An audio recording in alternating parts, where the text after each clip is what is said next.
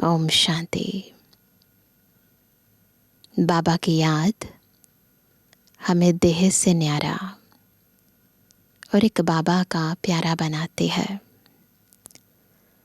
दुनिया में रहते हुए कमल फूल समान कैसे बनना है,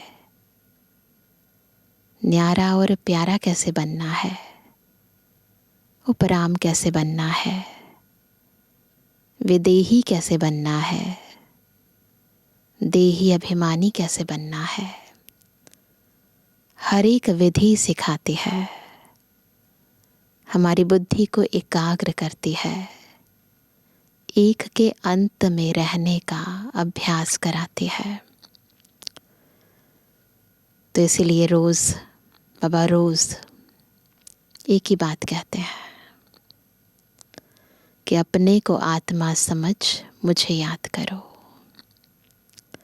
क्योंकि यही याद हमें पतित से पावन, मनुष्य से देवता बनाती है। परंतु देह को छोड़ना और देही बनना, इसी में सारी मेहनत लगती है।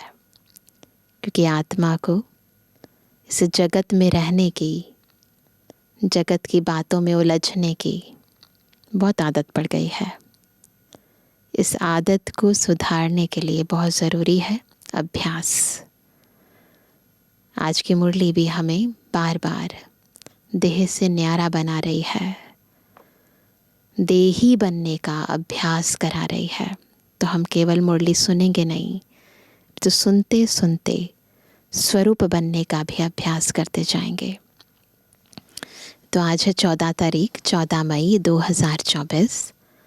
बाबा के मधुर महावाक्य हैं, मीठे बच्चे आत्म अभिमानी बनो, आत्म अभिमानी बनो।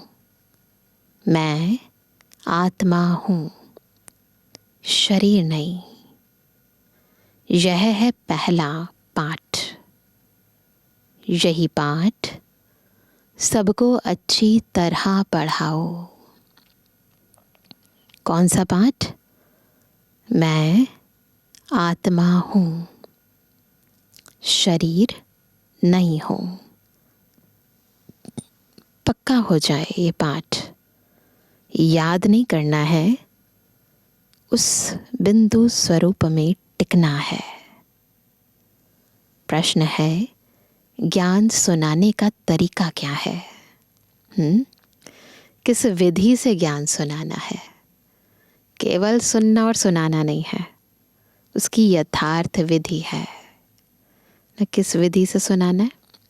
उत्तर है, ज्ञान की बातें बड़ी खुशी खुशी से सुनाओ, लाचारी से नहीं। तुम आपस में बैठकर ज्ञान की चर्चा करो, ज्ञान का मनन चिंतन करो, फिर किसी को सुनाओ। अपने को आत्मा समझकर फिर आत्मा को सुनाएंगे तो सुनने वाले को भी खुशी होगी। क्यों? प्राप्ति होती है। सोल कॉन्शियस स्टेज में रहकर जब हम आत्मा से ज्ञान सुनते हैं तो ज्ञान अर्जित होता है, प्राप्ति होती है, फिर खुशी होती है। ओम शांति। बाप कहते हैं, आत्म अभिमानी व देही अभिमानी हो बैठो। मैं आत्मा हूँ। कौन सी आत्मा हूँ? ज्ञान स्वरूप, प्रेम स्वरूप, आनंद स्वरूप, पवित्र स्वरूप। देही अभिमानी, आत्म अभिमानी। आत्माभिमानी में सोल कॉन्शियस हूँ, है ना। उस समय बॉडी से कनेक्शन टूटा हुआ है। परंतु जब देही अभिमानी हूँ तो देही यानी देह को धारण करने वाली, देह की मालिक, तो उसमें देह से कनेक्शन जुड़ा हुआ है। तो देह की मालिक हूँ ये भी याद है। तो उस कॉन्शियसनेस में रहकर जब मैं कर्म करती हूँ, उन स्वमानों को स्मृति में रखकर, उन गुणों को इमर्ज करके मैं कर्म करती हूँ, तो देही अभिमानी हूँ। जब कर्म नहीं कर रही, बैठी हूँ, है ना, बॉडी से भी डिटैच हूँ, तो आत्म अभिमानी। तो आत्म अभिमानी व देही अभिमानी हो, बैठो, क्योंकि आत्मा में ही अच्छे व बुरे संस्कार भरे जाते हैं। सबका असर आत्मा पर होता है। आत्मा को ही पतित कहा जाता है। पतित आत्मा कहा जाता है तो जरूर जीव आत्मा ही होगी। कर्म कैसे किए आत्मा ने? बॉडी के द्वारा किए ना, तो जीव आत्मा ही होगी। आत्मा शरीर के साथ ही होगी। पहली पहली बात कहते हैं, आत्मा होकर बैठो। अपने को शरीर नहीं, आत्मा समझ बैठो। आत्मा ही इन ऑर्गन्स को चलाती है। घड़ी घड़ी अपने को आत्मा समझने से परमात्मा याद आएगा। जब ये याद है कि मैं सोल हूँ, तो पिता भी याद आएगा ऑटोमेटिकली। अगर देह याद आई तो देह का बाप याद आएगा।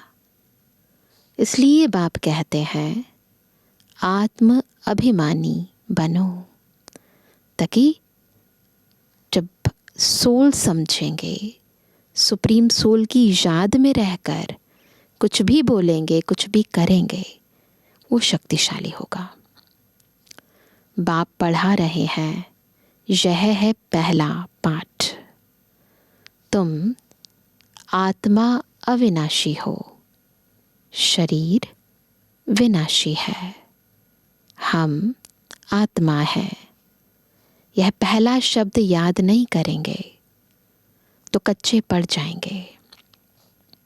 मैं आत्मा हूँ, शरीर नहीं हूँ। यह शब्द इस समय बाप पढ़ाते हैं। आगे कोई भी पढ़ाते नहीं थे। बाप आए ही हैं आत्म अभिमानी बनाकर ज्ञान देने लिए। पहला ज्ञान देते हैं, हे आत्मा तुम पतित हो, क्योंकि यह है ही पुरानी दुनिया। प्रदर्शनी में भी तुम बच्चे बहुतों को समझाते हो, प्रश्न उत्तर करते हैं। जब दिन के समय रेस्ट मिलती है, उस समय आपस में मिलना चाहिए, समाचार पूछना चाहिए, किसने क्या क्या प्रश्न पूछे, हमने क्या समझाया। फिर उनको समझाना है। फिर उस पर ऐसे नहीं, ऐसे समझाना चाहिए। समझाने की युक्ति सबकी एक नहीं होती। मूल बात है, अपने को आत्मा समझते हो या देह। तरीका सबका अलग अलग है, परंतु इम्पॉर्टेंट बात है, आप खुद को आत्मा समझकर आत्मा भाई को समझाते हो या अपने को देह समझकर उसको समझाते हो। दो बाप भी सबके हैं ज़रूर। जो भी देहधारी हैं उनका लौकिक बाप भी है, पारलौकिक भी है। हद का बाप तो कॉमन है। यहाँ तुमको मिला है बेहद का बाप। वह हम आत्माओं को बैठ समझाते हैं। वह एक ही बाप भी है, टीचर भी है, गुरु भी है। यह पक्का कर देना चाहिए। जब तुम किसको समझाते हो, जो तुमसे प्रश्न पूछते हैं, उस पर आपस में बैठना चाहिए। जो होशियार हैं उनको भी बैठना चाहिए। तुमको टाइम मिलता है दिन के समय। ऐसा नहीं कि भोजन खाते हैं इसलिए नींद का नशा आए। जो बहुत खाना खाते हैं उनको नींद का आलस्य आता है। दिन में क्लास करना चाहिए। फलाने ने यह पूछा, हमने यह रिस्पॉन्स किया। प्रश्न तो भिन्न भिन्न पूछेंगे, उनका रिस्पॉन्स भी चाहिए रियल। देखना चाहिए, उनको कशिश में लाया, सेटिस्फाई हुआ। बाबा सेवा की यथार्थ विधि समझाते हैं कि अगर हम चाहते हैं कि यथार्थ सेवा हो, है ना, ऐसी सेवा जिससे सामने वाली आत्मा बाबा का बच्चा बने, तो उसके लिए क्या करना चाहिए? आपस में मिलना चाहिए, डिस्कस करना चाहिए। नहीं तो फिर करेक्शन निकालनी चाहिए। जो होशियार हैं उनको भी बैठना चाहिए। ऐसे नहीं खाना खाया जल्दी नींद आए। देवताएं खाना बहुत थोड़ा खाते हैं। क्यों? क्यों बहुत थोड़ा खाते हैं? वहाँ तो खाना बहुत होता है ना, क्योंकि खुशी है ना। इसलिए कहा जाता है खुशी जैसी खुराक नहीं। आत्मा तृप्त है, केवल बॉडी को चलाने के लिए थोड़ा अन्न लेते हैं, और बॉडी भी पवित्र है ना, तो ज़्यादा एनर्जी की ज़रूरत नहीं पड़ती है, वैसे ही एनर्जेटिक है। तुम बच्चों को अथाह खुशी होनी चाहिए। कितनी खुशी? अथाह खुशी होनी चाहिए, है ना। ब्राह्मण बनने में बड़ी खुशी है। ब्राह्मण बनते ही तब है जब उनको खुशी मिलती है। देवताओं को खुशी है ना, है ना, क्योंकि उन्हों के पास धन, महल आदि सब कुछ है, सर्व प्राप्तियां हैं, स्थूल भी और सूक्ष्म भी। तो उन्हों के लिए खुशी ही काफ़ी है। खुशी में खाना भी बहुत थोड़ा, सूक्ष्म खाएंगे। यह भी एक कायदा है। जास्ती खाने वाले को जास्ती नींद आएगी। ज़्यादा खाना खाते हैं ना तो ज़्यादा नींद आती है। जिसको नींद का नशा होगा वह किसको समझा भी नहीं सकेंगे। जैसे लाचार, यह ज्ञान की बातें तो बड़ी खुशी से सुननी सुनानी चाहिए। नशा होना चाहिए, समझाने में भी सहज होगा। मूल बात है बाप का परिचय देना। ब्रह्मा को तो कोई जानते नहीं। प्रजापिता ब्रह्मा है, ढेर की ढेर प्रजा है। यह प्रजापिता ब्रह्मा कैसे होगा? इस पर बहुत अच्छी रीति समझाना है। बाप ने समझाया है, इनके बहुत जन्मों के अंत के भी अंत में वानप्रस्थ अवस्था में मैं प्रवेश करता हूँ। नहीं तो रथ कहाँ से आए? तो शिव बाबा का भी और ब्रह्म बाबा का भी, दोनों का महत्व, दोनों का अर्थ समझाना है ना। तो दोनों का यथार्थ परिचय सबको देना है। तो बाबा कहते हैं नहीं तो रथ कहाँ से आए? रथ गाया हुआ ही शिव बाबा के लिए है। रथ में कैसे आते हैं? उसमें मूंझते हैं। रथ तो ज़रूर चाहिए, ऐसे थोड़ी ना आएंगे। श्री कृष्ण तो हो ना सके तो ज़रूर ब्रह्मा द्वारा समझाएंगे। श्री कृष्ण तो हो नहीं सकते ना, तो सतयुग के प्रिंस हैं, तो ब्रह्मा द्वारा समझाएंगे। ऊपर से तो नहीं बोलेंगे, कोई आकाश से वाणी नहीं होगी, ऊपर से नहीं बोलेंगे।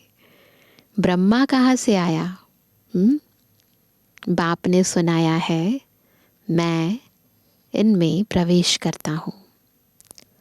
जिसने पूरे 84 जन्म लिए हैं, यह खुद नहीं जानते, मैं सुनाता हूँ। श्री कृष्ण को तो रथ की दरकार ही नहीं। श्री कृष्ण को उस घोड़े गाड़ी वाले रथ की ऐसी दरकार नहीं है। श्री कृष्ण कहने से फिर तो भागीरथ गुम हो जाएगा, फिर ये भाग्यशाली रथ गुम हो जाएगा।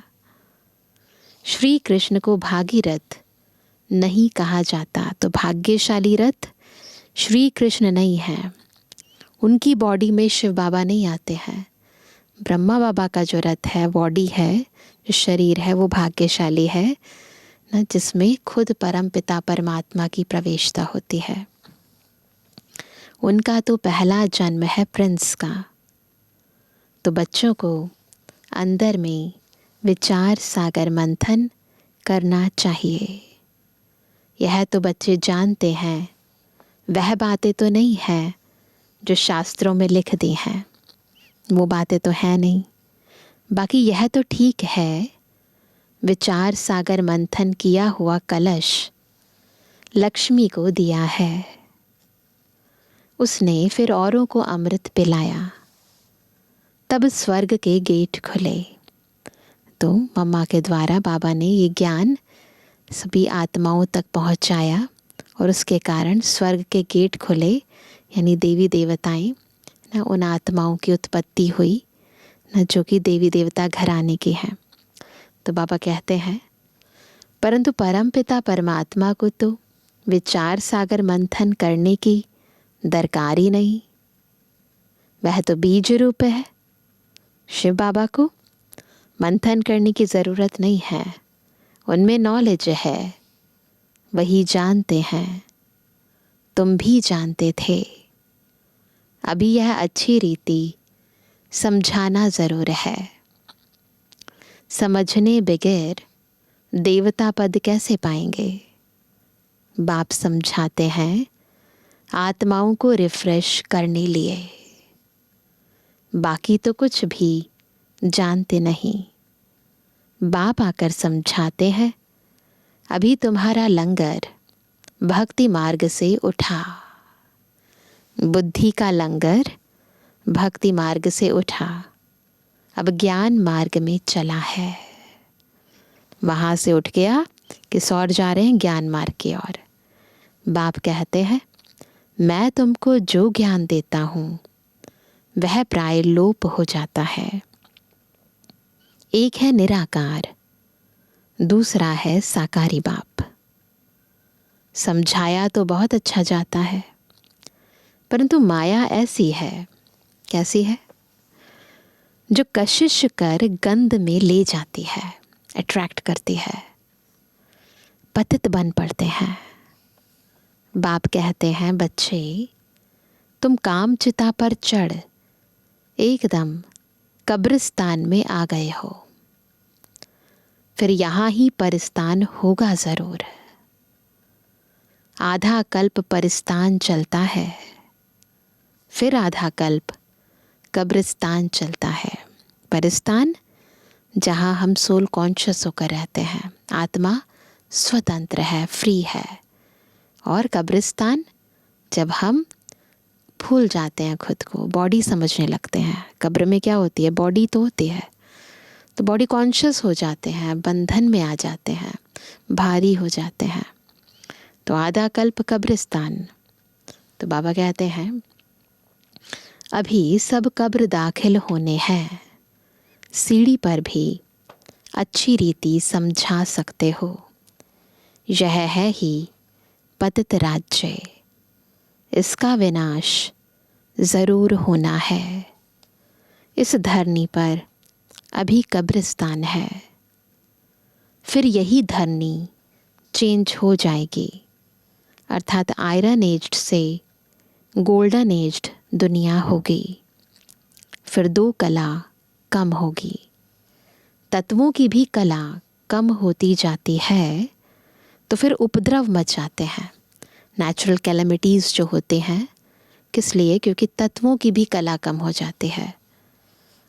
तुम सभी को अच्छी रीति समझाते हो, अगर नहीं समझते तो गोया कौड़ी मिसल है, कोई वैल्यू नहीं है।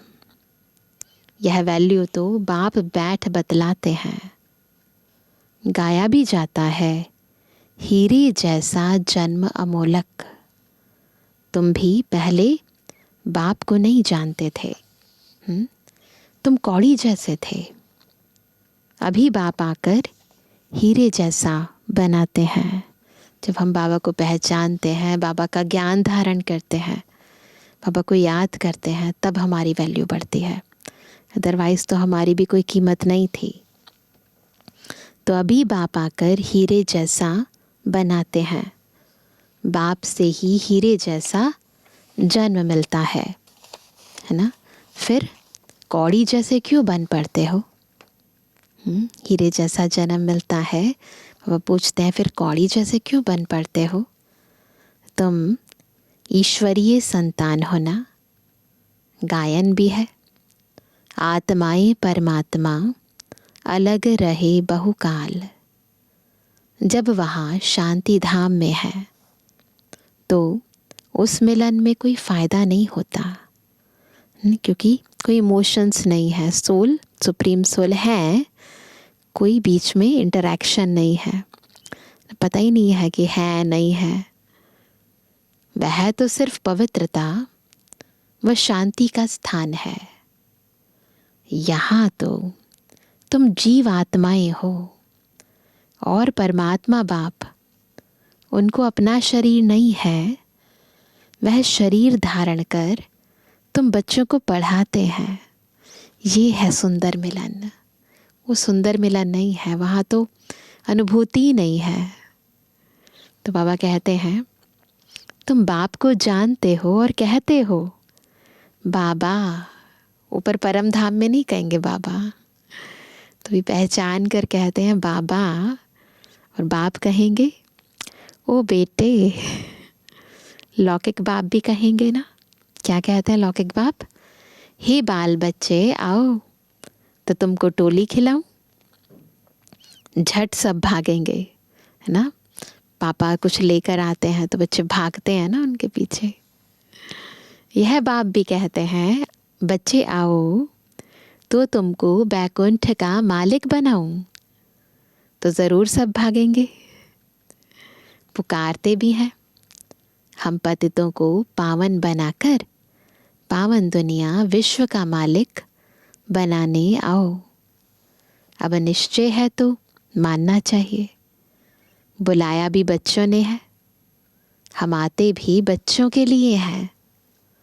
बच्चों को ही कहते हैं तुमने बुलाया है, अब मैं आया हूँ।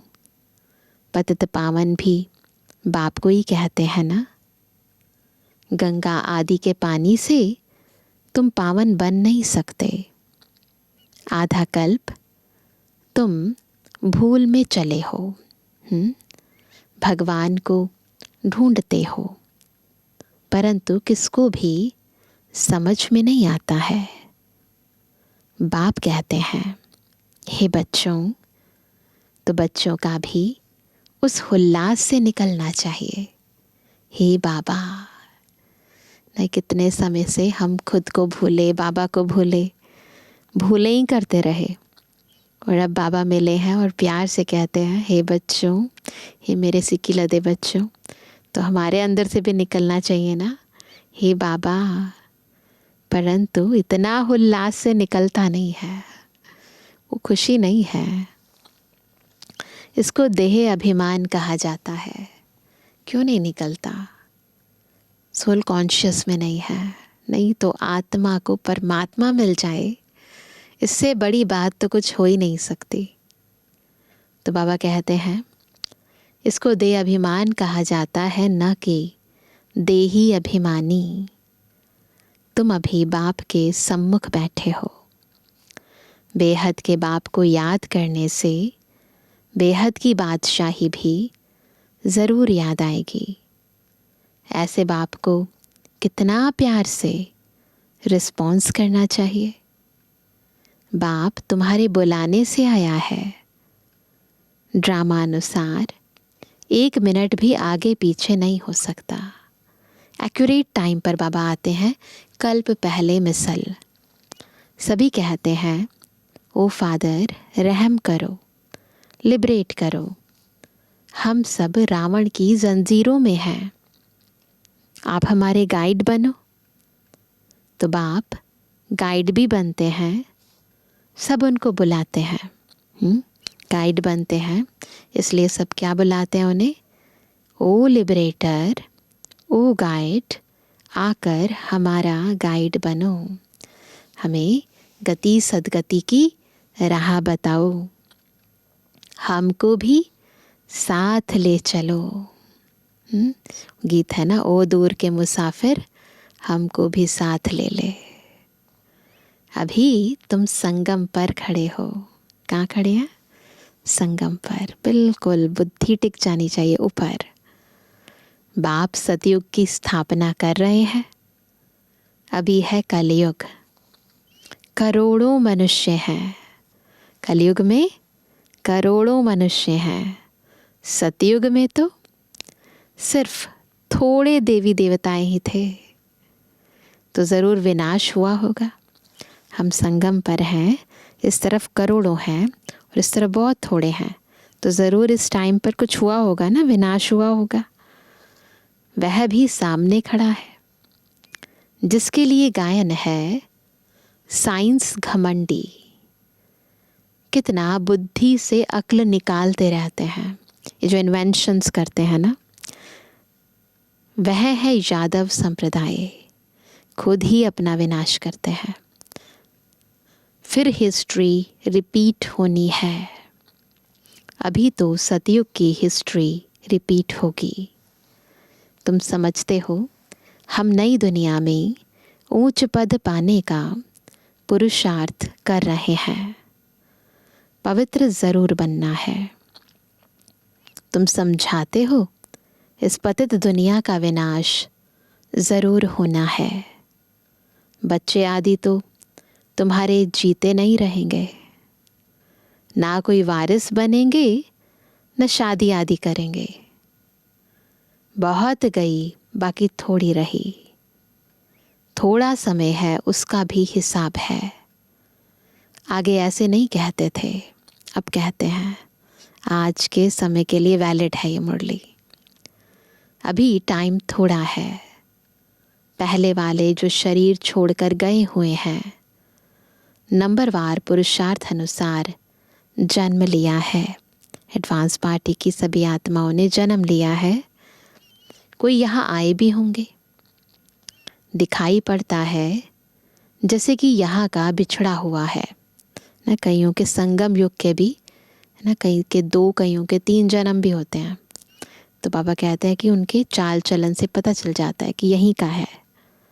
तो बाबा कहते हैं उनको ज्ञान के बगैर मज़ा नहीं आएगा।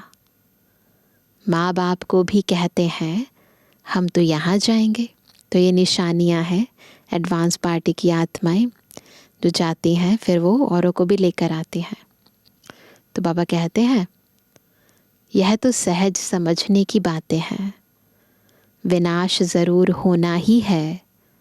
लड़ाई की तैयारियां भी देख रहे हो। आधा खर्चा तो इन्हों का इस लड़ाई के सामान में ही लग जाता है। बहुत खर्चा होता है आर्म्स में, एमिनेशंस में, है ना। मिसाइल्स बनाते हैं तो ये जो वेपन्स बनते हैं, इन सब में तो बहुत खर्चा होता है। एरोप्लेन आदि कैसे बनाते हैं। कहते हैं घर बैठे भी सारे खलास हो जाएंगे। ऐसी ऐसी चीज़ें बनाते रहते हैं, क्योंकि हॉस्पिटल आदि तो रहेंगे नहीं। हॉस्पिटल तो रहेंगे नहीं, सब खत्म हो जाएंगे। ड्रामा में यह भी जैसे बाप के इशारे मिलते हैं, वह भी ड्रामा में नोंद है। इशारे मिलना नोंद है। समझते हैं ऐसा ना हो जो बीमार पड़ जाए। मरना तो सबको ज़रूर है। राम गयो रावण गयो, जाके बहु परिवार, सब चले गए, सबको जाना है।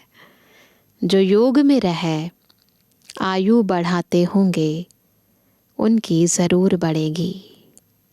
योग में रहकर आयु बढ़ानी है। अपनी खुशी से शरीर छोड़ देंगे। जैसे मिसाल बताते हैं, ब्रह्म ज्ञानी है, वह भी ब्रह्म में जाने के लिए ऐसे खुशी से शरीर छोड़ते हैं। ज्ञान यथार्थ नहीं है, परंतु फिर भी ब्रह्म में जाने के लिए बिल्कुल साइलेंस में शरीर छोड़ते हैं, इच्छा मृत्यु। तो बाबा कहते हैं परंतु ब्रह्म में कोई जाते नहीं, न पाप कटते हैं। क्योंकि योग जब तक शिव बाबा से नहीं लगाएंगे तब तक कटेंगे नहीं। तत्व से लगाने से पाप नहीं कटते। पुनर्जन्म फिर भी यहाँ लेते हैं। पाप कटने की युक्ति बाप बतलाते हैं। क्या है वो युक्ति? कि माम एकम याद करो, और कोई को याद नहीं करना है। लक्ष्मी नारायण को भी याद नहीं करना है। तुम जानते हो, इस पुरुषार्थ से हम यह पद पा रहे हैं। ये जो पुरुषार्थ कर रहे हैं बाबा को याद करने का, उससे हम लक्ष्मी नारायण का पद पा रहे हैं। स्वर्ग की स्थापना हो रही है। हम पढ़ रहे हैं यह पद पाने के लिए नंबरवार पुरुषार्थ अनुसार। उन्हों की जो डिनाइस्टी चलती है वह बाप ने संगम पर अभी स्थापन की है। सारी डिनाइस्टी अभी स्थापन हो रही है। तुम भाषण भी ऐसा करो जो एक्यूरेट किसी की भी बुद्धि में बैठ जाए। इस समय हम ईश्वरीय संप्रदाय और प्रजापिता ब्रह्मा की मुखवंशावली भाई बहन हैं। हम आत्माएं सब भाई भाई हैं। स्थित रहे, हम आत्माएं सब भाई भाई हैं। ब्रह्मा कुमार कुमारियों की शादी होती नहीं, यह भी बाप समझाते हैं। कैसे गिर पड़ते हैं, काम अग्नि जलाती है, परंतु डर रहता है एक बार हम गिरा तो की कमाई चट हो जाएगी। बस ये याद रखना है, एक बार गिरे तो जो कुछ किया, जितना पुरुषार्थ किया, सब जीरो। काम से हारा तो पद भ्रष्ट हो जाएगा। कमाई कितनी बड़ी है। मनुष्य पदम करोड़ कमाते हैं। उनको यह थोड़ी पता है कि थोड़े समय में यह सब खत्म होना है। लगे हुए हैं विनाशी कमाई करने के लिए, है ना। तो बाबा कहते हैं बॉम्ब्स बनाने वाले जानते हैं यह दुनिया खत्म होनी है। हमको कोई प्रेरक है, हम बनाते रहते हैं।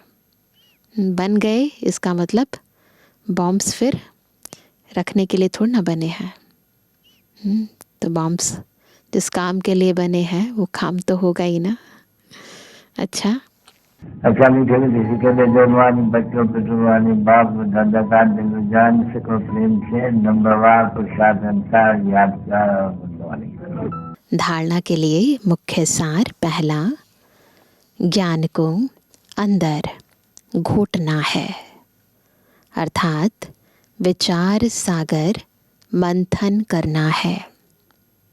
ज्ञान की आपस में रूह रिहान कर फिर दूसरों को समझाना है। सुस्ती व आलस्य को छोड़ देना है। दूसरा, देही अभिमानी बन बड़े उल्लास से बाप को याद करना है। सदा इसी नशे में रहना है कि हम बाप के पास आए हैं कौड़ी से हीरा बनने। हम हैं ईश्वरीय संतान। वरदान है ज्ञान सूर्य ज्ञान चंद्रमा के साथ साथी बन, रात को दिन बनाने वाले रूहानी ज्ञान सितारे भव। आज का टाइटल है, आज का वरदान है रूहानी ज्ञान सितारे भव। कैसे बनेंगे रूहानी ज्ञान सितारे? जब ज्ञान सूर्य शिव बाबा ज्ञान चंद्रमा ब्रह्मा बाबा के साथ साथी बनकर रात को दिन बनाएंगे। आत्माओं को ज्ञान देंगे, अज्ञान अंधेरा मिटाएंगे। जैसे वह सितारे रात में प्रकट होते हैं, ऐसे आप रूहानी ज्ञान सितारे, चमकते हुए सितारे भी ब्रह्मा की रात में प्रकट होते हो। वह सितारे रात को दिन नहीं बनाते, लेकिन आप ज्ञान सूर्य ज्ञान चंद्रमा के साथ साथी बन रात को दिन बनाते हो। वह आकाश के सितारे हैं, आप धरती के सितारे हो। वह प्रकृति की सत्ता है, आप परमात्म सितारे हो। जैसे प्रकृति के तारामंडल में अनेक प्रकार के सितारे चमकते हुए दिखाई देते हैं, ऐसे आप परमात्म तारामंडल में चमकते हुए रूहानी सितारे हो। तो ऐसे ही याद रखें, हम कौन है? रूहानी सितारे जो बाबा के तारामंडल में चमक रहे हैं। स्लोगन है, सेवा का चांस मिलना अर्थात दुआओं से झोली भरना। सेवा नहीं है, दुआएं है। तो ये चांस है दुआओं से झोली भरने का, है ना। तो आज विशेष हम देही अभिमानी और आत्म अभिमानी स्थिति का अभ्यास करेंगे ना। इस देह में रहते हुए मैं आत्मा कौन हूँ? शांत स्वरूप, सुख स्वरूप, आनंद स्वरूप हूँ। और फिर जब कर्मों में आते हैं तो भी उसी स्वरूप में स्थित होकर कर्म करना। तो देही अभिमानी स्थिति भी रहे और आत्म अभिमानी स्थिति भी रहे। यह अभ्यास हमें बीच बीच में बार बार करना है। अच्छा, ओम शांति।